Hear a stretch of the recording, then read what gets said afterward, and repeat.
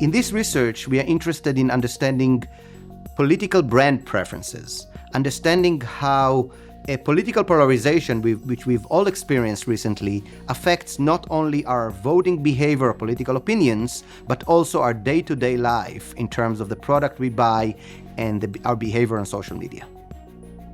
Hi, my name is Oded Netzer. I'm the Arthur J. Sandberg Professor of Business at Columbia Business School. I'm also a professor in the Marketing Division and the Vice Dean for Research.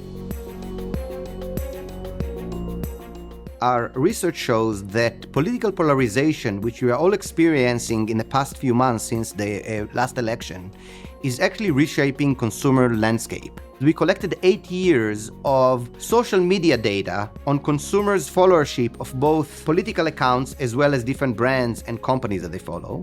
We then complement this data with some survey data and behavioral data like purchase in stores and the political voting in this area of these stores. Using this data, we created a mosaic of brands that belong to more of the liberal economy versus brands that belong more to the conservative economy. We also complemented that with analysis of several case studies of success and failure of brand activism. Brand preference polarization is real. 80% of consumers believe that brands have a political affiliation with them. 60% of consumers either buy products or boycott, do not buy certain products because of their own political identity. We also find that this type of behavior is heightened during periods in which we get higher polarization. And of course, elections, what consumers tend to do is they tend to rebuild their identity.